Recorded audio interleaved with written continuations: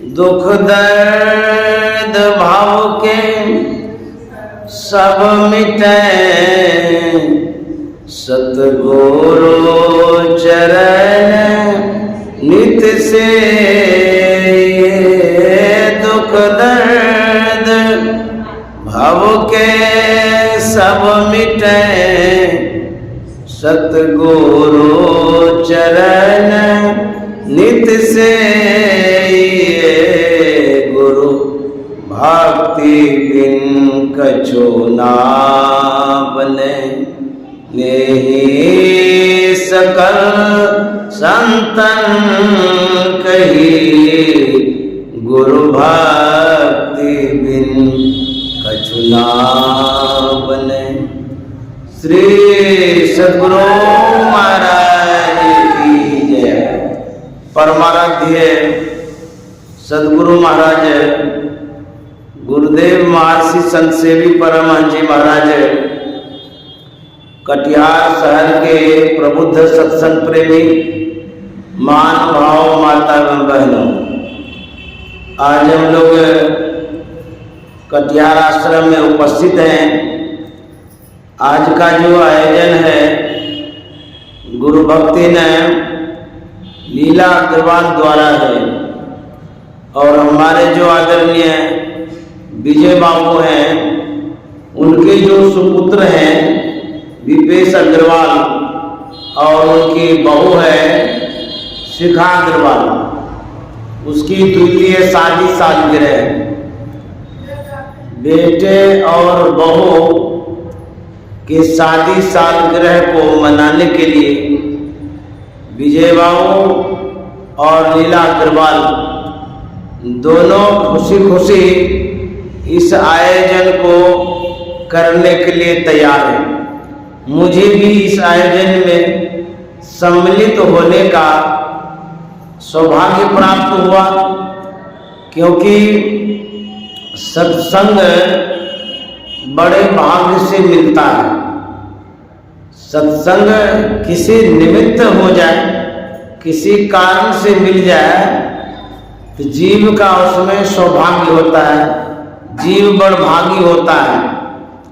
यदि वह सत्संग एक घड़ी आधो घड़ी, आधो में पुण्याद, तुलसी संगत साधु की हरे कोटि अपराध।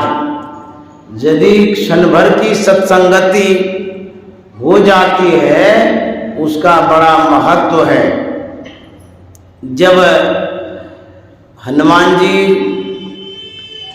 लंका प्रवेश करना चाह रहे थे, गेट था, जिस गेट पर लंकनी पहरा देती थी वो राक्षसनी थी, उसको पार करना बड़ा मुश्किल था, क्योंकि वो कला में कुशल थी, पारंगत थी और साधारण नहीं, बहुत मजबूत प्रहरी थी वो राक्षसनी। रावण ने कहा कि मैं अंतःपुर जाना चाहता हूं, भेंट करना चाहता हूं रावण का।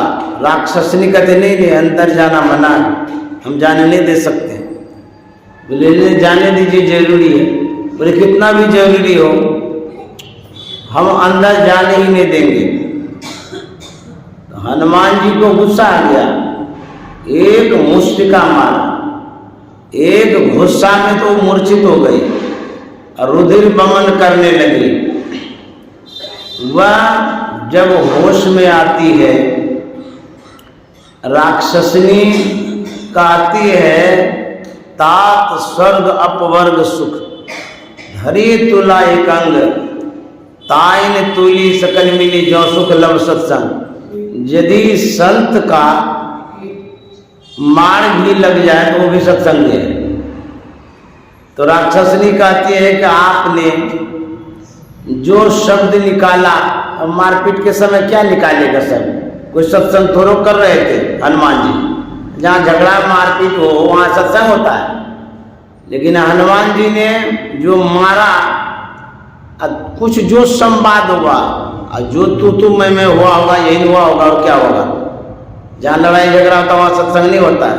लेकिन वह राक्षसनी कहती है कि हे हनुमान जी, आपके साथ जो भी बात हुई, भले ही विवाद सही, लेकिन इस विवाद में भी आपने जो कुछ भी कहा वह सत्संग हो गया।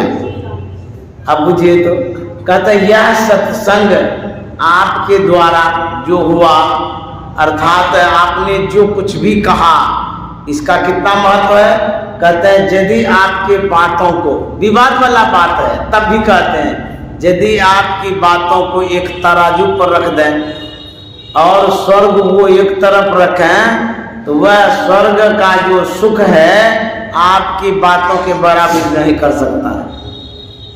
तात स्वर्ग अपवर्ग सुख धरिए तुलाई कंग, तायन तुली सकल मिले जो सुख लव सत्संग।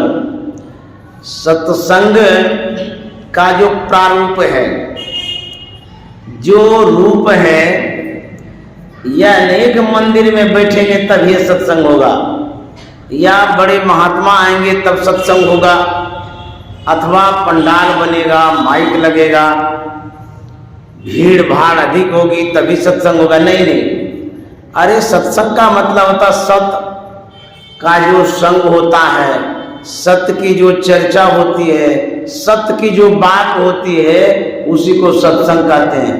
वह बात चाहे चौक पर हो जाए, चौराहे पर हो जाए, चूल्हे के पास हो जाए, गाछ के पास हो जाए, सड़क के किनारे में हो जाए, छत पर हो जाए, कि हवाई जहाज पर हो जाए, जहाँ भी चर्चा हो जाए सत्य की, वही सत्संग है। वहाँ पंडाल बनाने की जरूरत नहीं है। यदि किसी को कल्याण करना है तो हवाई जहाज में माइक लगाएंगे, पंडाल लगाएंगे क्या? अरे हम जब जाते हैं तो हवाई जहाज में हम सत्संग कर देते हैं। मैं अभी कलकत्ता से जा रहा था रायपुर, संयोग से आदरणीय परमानंद बाबू के लड़के मिल गए, वो भी रायपुर जा रहे थे, तो दोनों आदमी गए। उसका सीट अलग था, मेरा अलग था। मैं जहाँ बैठा, राजा बाबू उसका नाम, वो भी हमारे पास बैठ गए। तो अब बैठ गए तो चर्चाएं होने लगी। अब चर्चा जब हुई तो गुरु महाराज के जीवन चर्या से संबंधित हो गई। 1 घंटे के लगभग में कलकत्ता से हम लोग रायपुर गए, 1 घंटे तक यही बात होती रही। तो क्या ये सत्संग नहीं हुआ? तो बिना पंडाले का तो हो गया, बिना मंच का हो गया। लोगों को सुनाने का जरूरत क्या है? अरे जो ये वो श्रोता है उसको सुनाओ, ये वो वक्ता एक श्रोता काफी है। सत्संग के लिए आप घर में भी कर सकते हैं, कहीं भी बैठ करके कर सकते हैं। तो लंकिनी को जो सत्संग सुना दिए, हनुमान जी को मंच था, माइक लगाए थे, कोई श्रोता तो था नहीं, वो लंकिनी थी, वो हनुमान जी थे, वो भी मारपीट में सत्संग सुना दी। ऐसा होना चाहिए सत्संग, लड़ते हुए भी सत्संग हो और कल्याण हो जाए। सत्संग इस तरह से करिए। कहीं भी आप माताएं लोग कहीं जाती हैं, साथियों के साथ, फ्रेंड के साथ, दोस्त के साथ, किसी के साथ, वहां पर चर्चा सत्संग का कर दीजिए, वह भी एक सत्संग है, उससे भी लाभ होगा। ऐसा नहीं है कि माहौल बनाएंगे तभी लाभ होगा। सत्संग का यही रूप है। गुरु महाराज ने क्या कहा? जहां रहो सत्संग करो। तो जहां रहो तो वो कोई स्थान नियुक्त तो नहीं है कि मंदिर में रहो तब सत्संग करो। जहां रहो, कहाँ आप हैं, जिस समय जहां पर आप हैं वहीं पर यदि सदगुरु का स्मरण करते हैं, सदगुरु की चर्चा करते हैं, शास्त्र की बात करते हैं, उसको कहता है सत्संग। जहां रहो वहीं सत्संग करो। तो जब आप सत्संग करते हैं तो इसका प्रभाव पड़ता है। किसी के निमित्त करते हैं अथवा अपने लिए करते हैं, जिस कारण से भी सत्संग करते हैं उस कारण का निवारण होता है, दुख दूर होता है, कष्ट दूर होता है, कामना की पूर्ति होती है। तो इस तरह से जो सत्संग करते रहते हैं यह बहुत अच्छा करते हैं। चाहे विवाह के अवसर पर आगे या पीछे किसी भी समय सत्संग करते हैं तो यह बहुत बड़ा यज्ञ है, इसको ज्ञान यज्ञ कहते हैं। जब आप पूजा करते हैं तो वह भी एक यज्ञ है, लेकिन जब सत्संग करते हैं यह भी एक यज्ञ है। यह सद्गुरु की सेवा, आप जो सत्संग करते हैं या कराते हैं, दोनों सद्गुरु महाराज की सेवा करते हैं। एक संतवाणी में है, पवित्र गुरु सेव कर, धन पवित्र कर दान, और मन पवित्र हरि भजन कर पावे पद निर्माण। कहते हैं यह जो मन से आप स्मरण करते हैं सद्गुरु को, यह एक सेवा है और इसका भी फल मिलता है।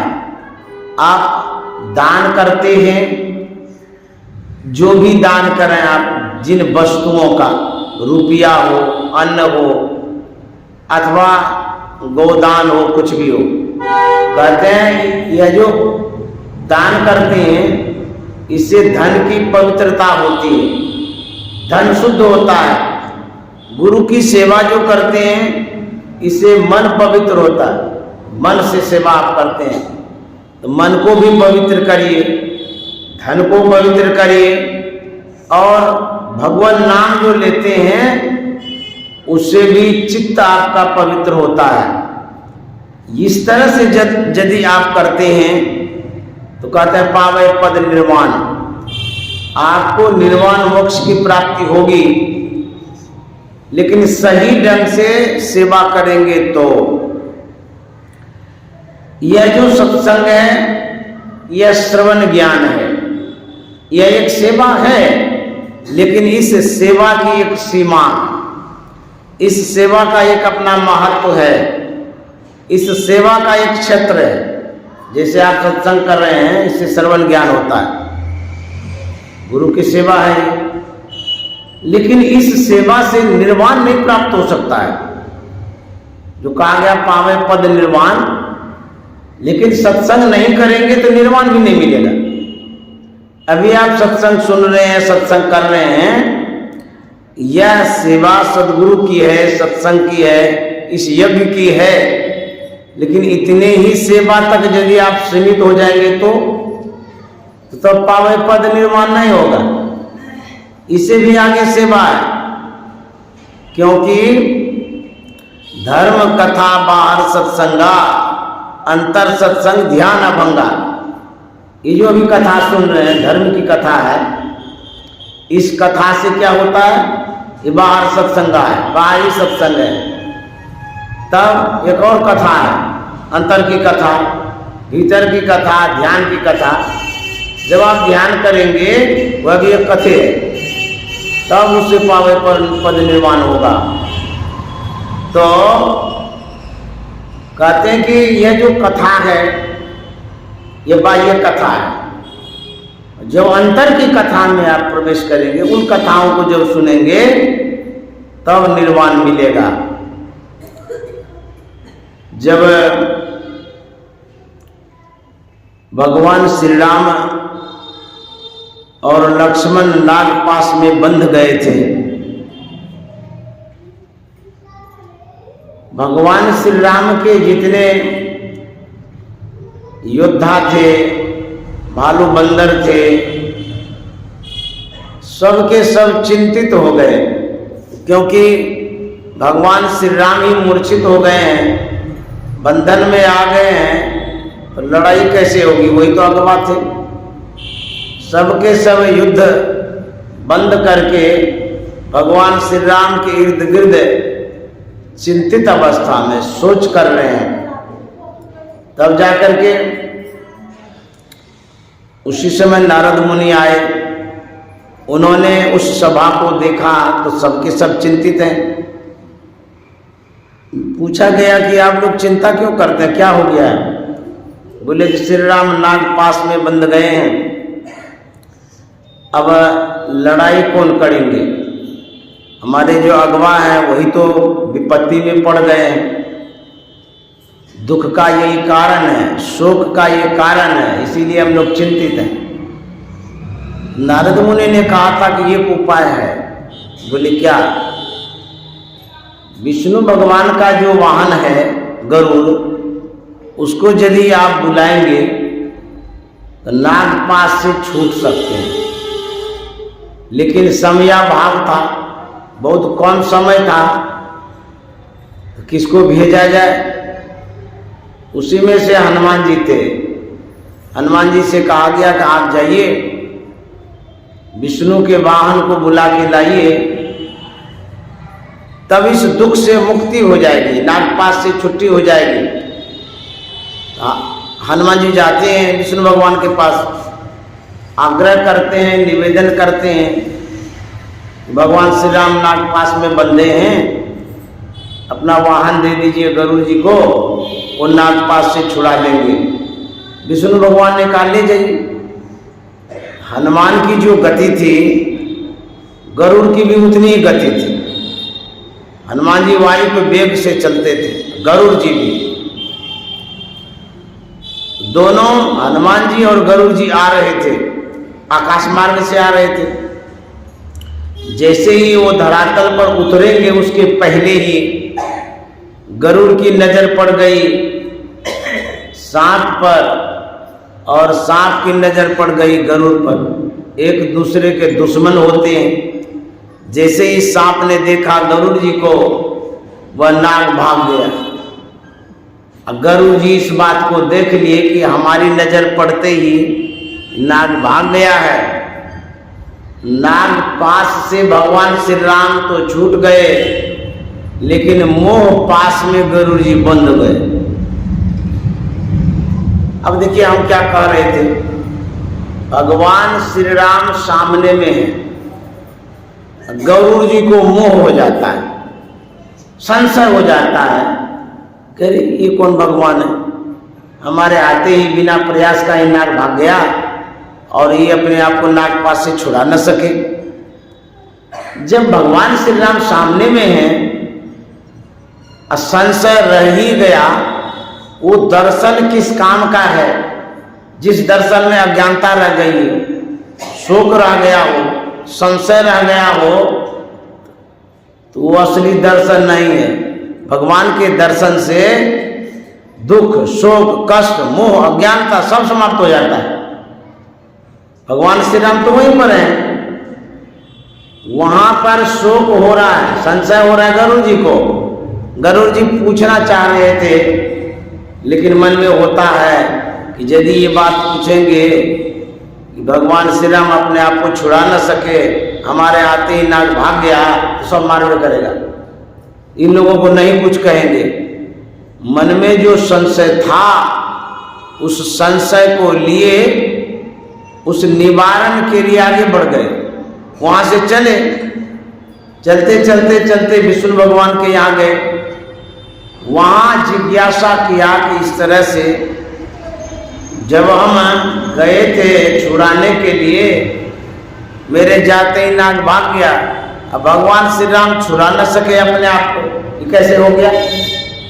विष्णु भगवान कह दिए ब्रह्मा के पास जाओ, ब्रह्मा जी भी कह दिए कि शंकर के पास जाओ। तो भगवान शंकर कहते ये तो गरुड़ है, पक्षी है, खग जाने खग एक ही भाषा, हम क्या इसको सुनाएंगे, इसको भेज देते हैं काकभूषुंडी के पास। बोले भगवान शंकर भी भेज दिए काकभूषुंडी के पास। तो जाते जाते रास्ते में मिल गए, तो गरुड़ जी ने कहा कि सुनिए सुनिए, एक शंका है मन में, थोड़ा समाधान कर दीजिए। बोले क्या? बोले कि शंका यही है कि भगवान के पास हम गए थे, भगवान श्री राम नाग पास में बंधे हुए थे, हमारे जाते ही नाग भाग गया, और जब वो भगवान थे तो छुड़ा न सके, यही संशय मन में। तो काकभूषुंडी जी महाराज ने कहा ये चलते चलते समाधान करेंगे, बैठ के करेंगे? बोले क्या करना चाहिए? काकभूषुंडी जी महाराज ने कहा कि ये जो शंका है ये साधारण नहीं है, ये भ्रम है, भूत है, इसको झाड़ना बड़ा मुश्किल है। तब ढेर दिनों तक सत्संग करेंगे तब भूत उतरेगा, अज्ञानता वाला, संशय वाला, भ्रम वाला भूत। एक दिन में सत्संग करने से भूत नहीं उतरेगा ये। अब बुझिए भूत कौन सा है? भ्रम वाला भूत है। और सबके मन में भ्रम है, हमारे भी मन में है, आपके भी मन में है। इतना दिन तक हम सत्संग किए, अभी तक भूत उतरा ही नहीं है। क्यों नहीं उतरा है? बोले खाली बाहर सत्संग करते हैं इसीलिए नहीं उतरता है। तब उसको झाड़ने के लिए ध्यान करना होगा। बाप रे बाप, सखर भूत है। ध्यान करेंगे तब अज्ञानता वाला भूत उतरेगा। तो बहुत दिनों तक गरुड़ जी महाराज जब काकभूषुंडी जी के साथ सत्संग किए हैं, तब उसका भूत उतरा है, अज्ञान वाला, संशय वाला, भ्रम वाला। अब हम क्या कहना चाह रहे हैं? मान लिया जाए भागवत कथा हो रही है, आप वहां गए हैं, उसकी महिमा बहुत बड़ी कही जाती है। भागवत कथा सुनने से ये हो जाएगा, वो हो जाएगा, मोक्ष हो जाएगा, मुक्ति हो जाएगी, जैसे हुआ है उस कथा में। जो कथावाचक है वो तो बहुत महिमा गाते हैं। अच्छा ठीक है, बड़ी महिमा है कथा की, आप उसमें भाग लिए हुए हैं। आपसे हम पूछते हैं, आप जो भागवत कथा में बैठे हैं, यदि उस कथा में जो भगवान की चर्चा है, किसकी चर्चा? भगवान कृष्ण की चर्चा होती है ज्यादा। राम की कथा में भगवान से राम की, जिन कथा में आप बैठे हैं, जिन भगवान की चर्चा आप सुन रहे हैं, कथा को सुन रहे हैं, यदि वही भगवान साक्षात आपके आसपास में आ जाए, तो आप कथा में रहिएगा कि भगवान के पास जाइएगा? सब के सब कहेंगे अरे भगवान साक्षात है तो वहां जाएंगे कि कथा में रहेंगे? अच्छा ठीक है, कथा को छोड़ करके आप भगवान के पास चले गए, तो भगवान के पास आप जो गए तो उससे क्या आपको मोक्ष और मुक्ति मिलेगी? नहीं मिलेगी। क्यों? गरुड़ जी महाराज को तो संशय रह गया। जब भगवान श्री राम थे उसमें राजा दशरथ के मन में संशय रह गया, रावण के मन में संशय रह गया, बहुतों के मन में तो संशय रह गया। भगवान कृष्ण जब थे, कंस के मन में संशय रहा, इंद्र के मन में संशय रहा, ब्रह्मा के मन में संशय रहा। भगवान कृष्ण का भी परीक्षा लेते रहे। तो जब साक्षात भगवान रहते हैं तो भी संशय रहता, ये दुख रहता, ये आप कथा में गए वहां भी संशय रहा, साक्षात भगवान जब रहे वहां भी संशय रहा। तो संशय से मुक्ति कब मिलेगी? गोस्वामी जी ने कहा, निर्गुण रूप सुलभती, सगुण जान नहीं कोई, सुगम अगम नाना चरित, सुनि मुनि मन भ्रम होए। अरे मुनियों के भी मन में जब भ्रम हो जाता है, भ्रम न संशय, आप उस कथाओं में यदि पड़े रहेंगे तो क्या आपका संशय दूर होगा? नहीं होगा। तब ध्यान करना होगा। ध्यान करेंगे, निर्गुण की ओर बढ़ेंगे, तब संशयों का शमन होगा। नहीं तो खाली सुनने से, संशय से संयुक्त रहेंगे, छुट्टी नहीं मिलेगी। कथाओं को पढ़ करके देख लीजिए। जब मनु और शत्रुपा के सामने भगवान विष्णु उपस्थित हो गए, उन्होंने कहा कि मांगिए, क्या मांगते हैं वर? मनु शत्रुपा ने कहा कि आप बड़ी सुंदर लगते हैं, आप ही के जैसा हमको पुत्र हो जाए। अब ले, ये जो कामना है, जो इच्छा है, यह भी भगवान के सामने रह गई। यहाँ तो कहते चाह गई चिंता मिटी मनवा बेपरवाह, जाको कछु न चाहिए सोई सांसा। जब कुछ नहीं चाहिए तब सांसा, तो भगवान के सामने में तो चाहना रह जाती है। तो जो सगुण भक्ति करते हैं, सगुण उपासना करते हैं, सगुण दर्शन जितना भी है वो भ्रमोत्पादक है, भ्रमोत्पन्न होगा, संशय नहीं जाएगा, दुख दूर नहीं होगा। अच्छा चलिए कोई बात नहीं है, हम लोगों को तो भगवान नहीं मिला है, लेकिन सीता माता को तो मिल ही गया था। और यहाँ तक कि तो भगवान से विवाह हुआ था, भगवान श्री राम से। जब भगवान से विवाह हो गया उनको तो दुख नहीं होना चाहिए, लेकिन यदि इतिहास को पढ़ेंगे, रामायण को पढ़ेंगे, बेचारी को डेग डेग पर दुख हुआ है। भगवान है फिर भी दुख है। ऐसा क्यों हुआ? इसलिए हुआ वो सगुण साकार भगवान के साथ थे, सगुण साकार भगवान की उपासना करते थे। ये जो लीलाएं हैं भगवान की, ये सगुण लीला, इसमें संशय होता है, मुक्ति नहीं मिलती है। जब कथाओं को पढ़ते हैं, कथाओं में है भगवान श्री कृष्ण और अर्जुन की कथा, उसी में से एक कथा सुनाते हैं। एक बार अर्जुन चला गया नरक, नरक वासियों से अर्जुन शिकायत करता है कि भगवान कृष्ण ने जो कहा था वो उल्टे हो गया, गड़बड़ हो गया सब, झूठे साथ भगवान भी बोलते रहते हैं। हमको कहे थे कि सभी धर्मों को छोड़ करके जो मेरे शरण में आ जाएगा उसका उद्धार होगा, लेकिन सब कुछ छोड़ करके भगवान के शरण में रहे, आज नरक में पड़े हुए। तो भगवान भी मिथ्या भाषण करते। उसी समय भगवान कृष्ण उपस्थित हो गए। भगवान श्री कृष्ण ने कहा, अर्जुन तुम मेरी शिकायत करता है? अर्जुन ने कहा, इसमें शिकायत की क्या बात है, जो वास्तविक बात है वही तो मैं बोल रहा हूं। तो बोले क्या वास्तविक बात तुम बोल रहा है? बोले वास्तविक बात यही है, आपने गीता में कहा था ना, सर्वधर्मान् परित्यज्य माम् एकं शरणं व्रज, सभी धर्मों को छोड़कर जो मेरे शरण में आ जाता है उसका उद्धार कर देता हूं। उद्धार तो क्या होगा, नरक में पड़े हुए हैं। ये मिथ्या भाषण नहीं है। भगवान श्री कृष्ण ने कहा कि अर्जुन मैं कभी मिथ्या भाषण नहीं करता, झूठ कभी नहीं बोलता हूं, जो कुछ भी बोलता हूं सत्य बोलता हूं, सही बोलता हूं, सार बोलता हूं। तो बोले जब सत्य बोलते हैं, सही बोलते हैं, तो वैसा होना भी नहीं चाहिए। बोले वैसा ही होता है जैसा मैं बोलता हूं। तो अर्जुन ने कहा जैसा आप बोलते हैं वैसा होता है, आज मैं नरक में क्यों पड़ा हूं? तो बोले कि जैसा करना चाहिए वैसा तुमने नहीं किया, इसीलिए नरक में पड़े हो। बोले गजब कहानी है, जैसा आपने कहा वैसा मैंने तो किया। अर्जुन को भगवान कृष्ण ने कहा जैसा मैंने कहा वैसा तुमने क्या किया? अर्जुन ने कहा आप कहते सभी धर्मों को छोड़ करके मेरे शरण में जो आ जाएगा उसका कल्याण हो जाएगा, मैं सब कुछ छोड़ करके आपके शरण में गया, नरक में पड़ा हुआ। भगवान कृष्ण ने कहा अर्जुन जो मैंने कहा सभी धर्मों को छोड़कर जो मेरे शरण में आएगा उसका कल्याण होगा, लेकिन तुम अभी तक मेरे शरण में नहीं आया।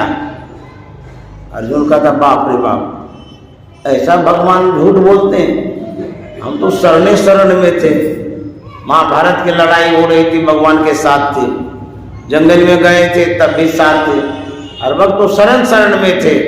अब मैं किसका एग्जाम्पल उदाहरण दूं, किसको मैं बुलाऊं इस समय नरक में? नरक में कोई आएगा उदाहरण देने के लिए? विटनेस उसका गवाही, अब गवाही देने के लिए भी जाए तो कोर्ट में जाएगा कि नरक में जाएगा?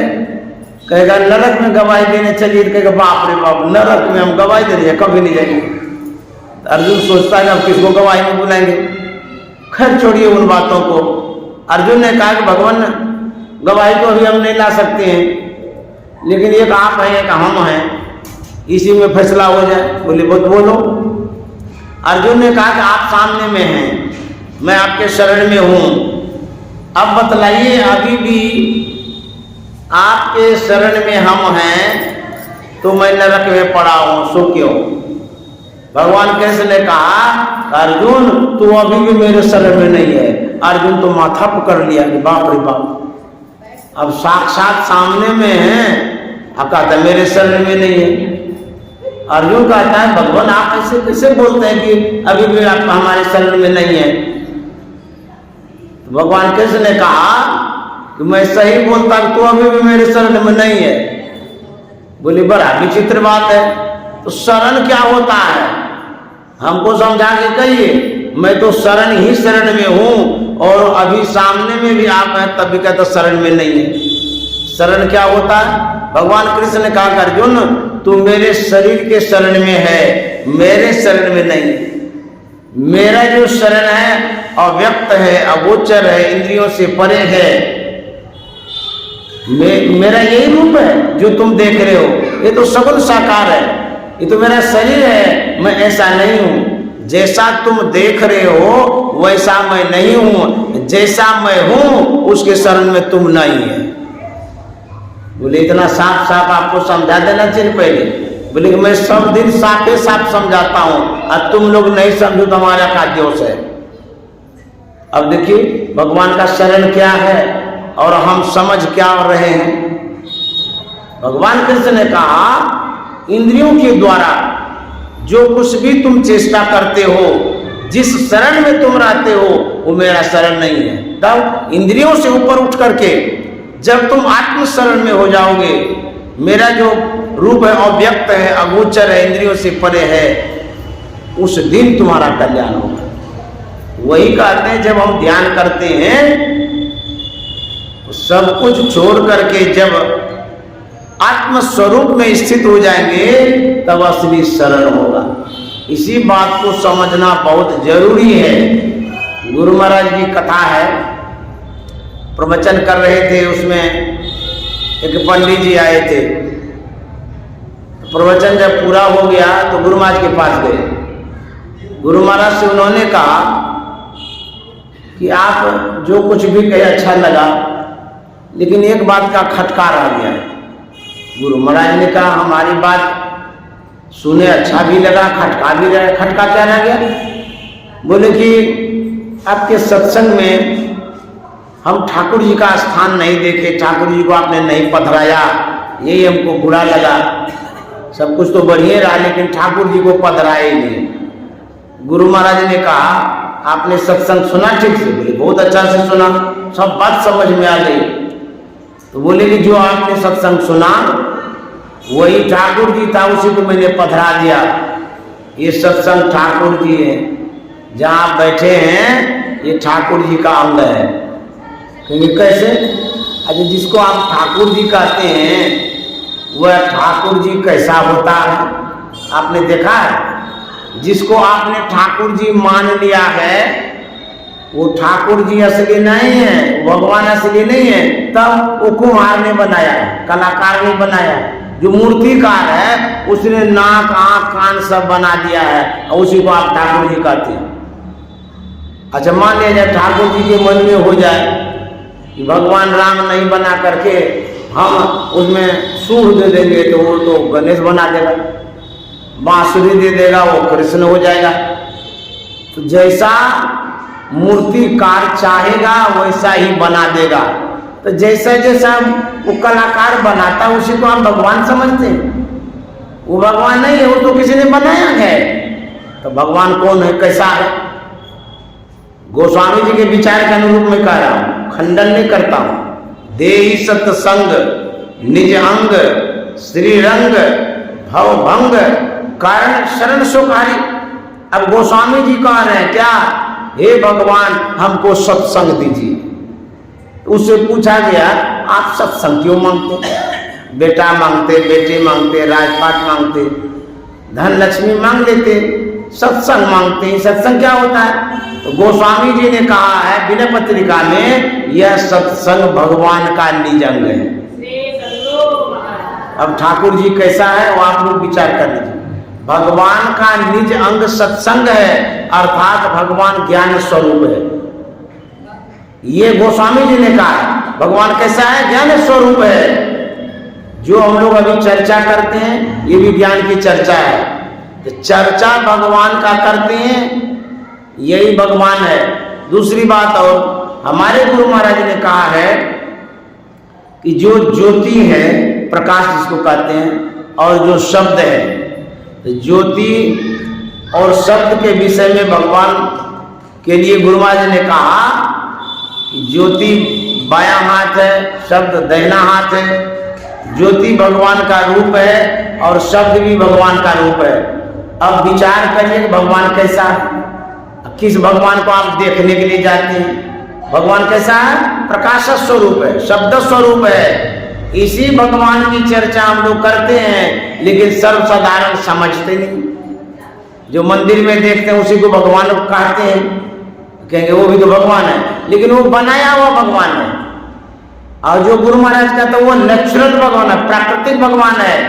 तो यदि भगवान को आप पाना चाहते हैं, प्रकाश की उपासना, शब्द की उपासना करनी होगी, खोज करनी होगी। यही भगवान का रूप है। अब समझ में आ गया होगा भगवान कैसा है। आप जब मूर्ति के पास जाते हैं, जो मूर्ति बनाया गया है वह भगवान का रूप है, विग्रह रूप है, विषय रूप है, बनाया हुआ रूप है। यदि आप ध्यान करेंगे उस मूर्ति का जिसको आप मानते हैं, उसमें जो व्यापक ज्योति और शब्द है वही प्राप्त होगा, उसी रूप में भगवान भी प्राप्त होंगे। गोस्वामी जी ने कहा, यही थे मैं हरि ज्ञान गमायु, परिहरि हृदय कमल रघुनाथ बाहर फिरत विकल भय दायु। इस तरह से मैंने तो ज्ञान गमा दिया। किस तरह से? भगवान हमारे अंदर में थे, हम बाहर में खोज रहे थे। तो हमारे अंदर में भगवान है, 3.5 हाथ का शरीर हमारा भी है, अब भगवान का भी 3.5 हाथ का ना होगा, घुसा कैसे? तो जो भगवान हमारे अंदर में है वो बड़ा छोटा भगवान है, सूक्ष्म भगवान है, ज्योति और शब्द कहीं भी घुस जाता है, यही भगवान है।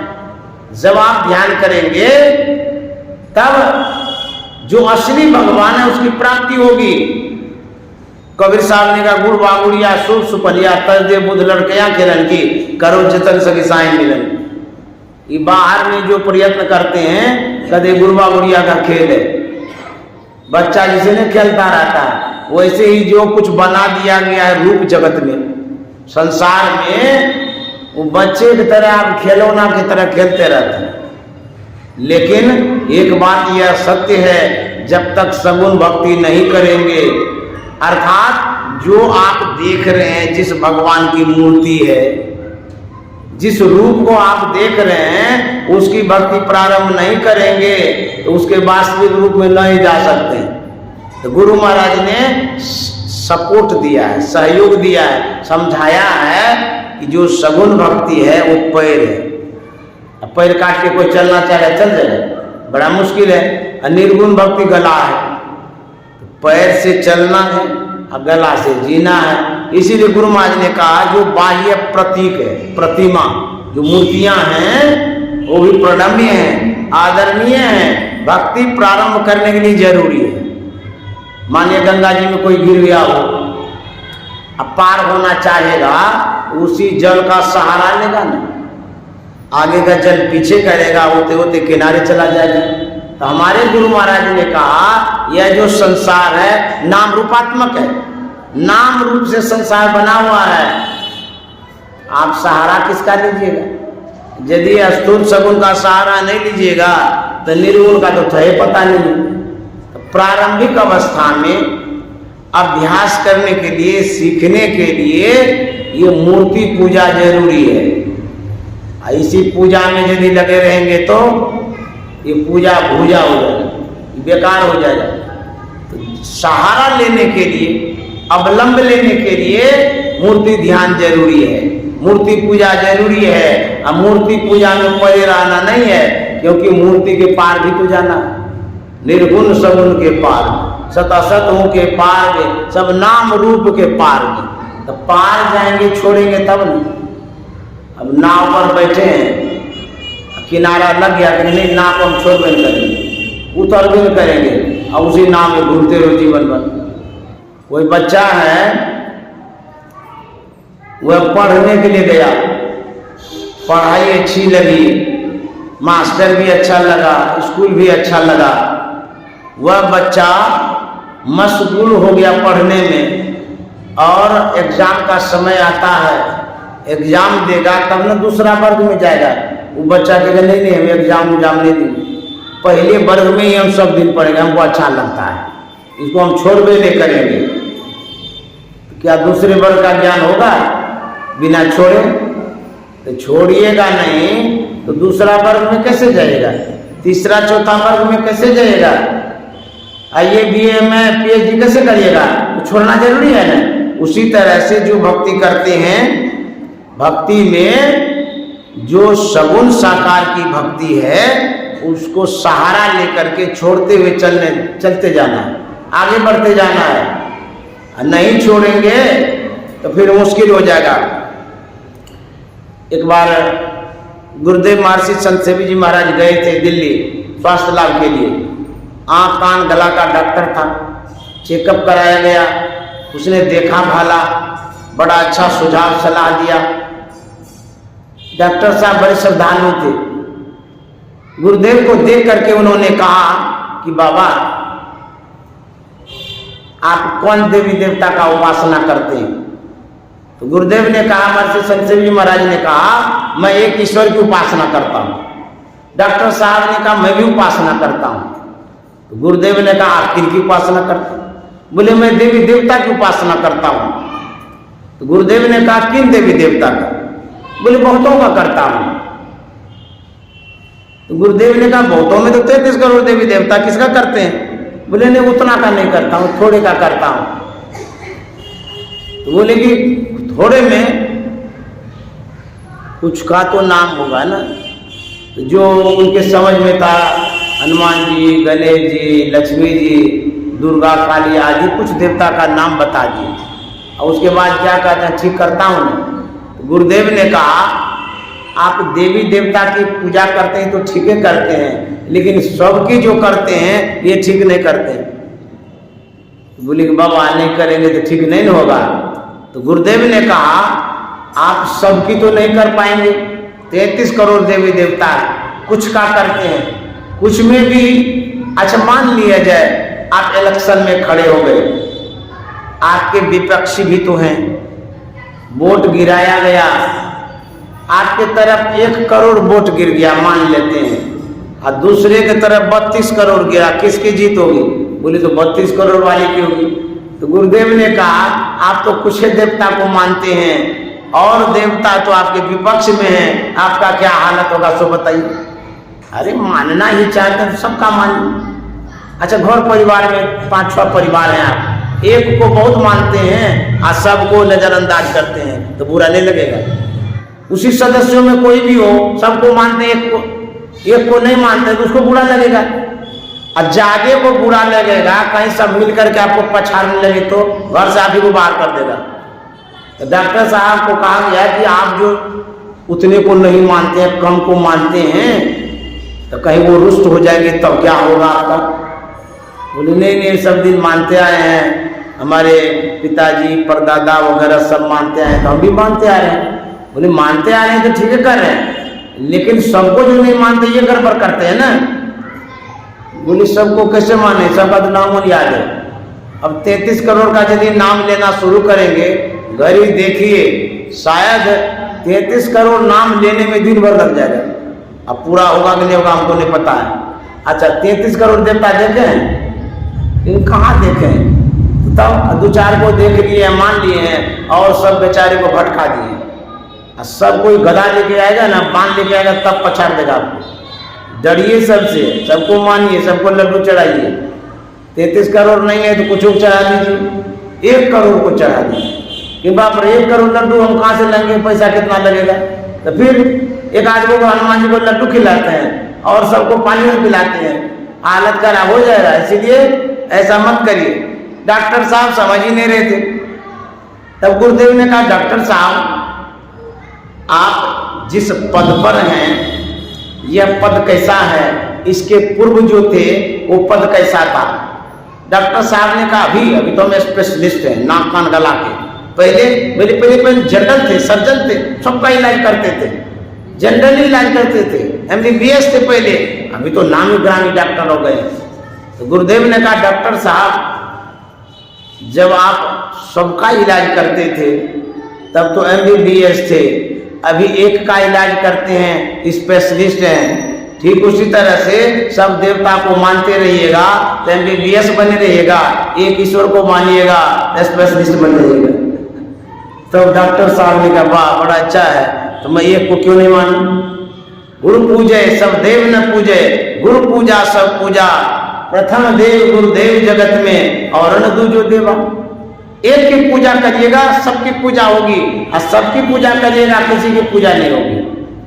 हमारे गुरुदेव क्या करते थे, एक गाछ है उस जड़ में जल डालिएगा, टहनी पत्तियों तक वो पानी चला जाएगा, अब पत्ता पत्ता में पानी डालिएगा तो गाछे सूख जाएगा। माताएं लोग बड़ी बनाती है, कढ़ी बड़ी बनाती है ना, बड़ी में नमक डालती है। यदि बेसन में नमक डाल दिया जाए, सभी बड़ी में समान रूप से नमक चला जाएगा। अब बड़ी बना के तब नमक डालते रहिएगा तो किसी में कम किसी में बेसी होगा कि नहीं होगा। उसी तरह से गुरुदेव कहते थे कि एक की पूजा करिए, एक ईश्वर की, परमात्मा की, गुरु की, सबकी पूजा हो जाएगी। एक साधे सब सधे और सब साधे सब जाए। एक को साधिए, अर्थात जब आप एक की उपासना करते हैं तो हमारे गुरु महाराज ने कहा है किसी इष्ट के रूप का जब आप ध्यान करते हैं, चाहे वो काली हो, दुर्गा हो, कोई भी एक रूप हो, तो जब आप ध्यान करते हैं उसके आत्म स्वरूप को आप प्राप्त करते हैं। किसी भी इष्ट के आत्म स्वरूप को यदि आप प्राप्त करते हैं, परमात्मा के स्वरूप को प्राप्त आप कर पाते हैं। आप काली का करिए, दुर्गा का करिए, गणेश का करिए, जिसका भी ध्यान करिए, एक का करिए, एक की उपासना करिए, वो भी अंतर की उपासना, उसके आत्मस्वरूप की उपासना।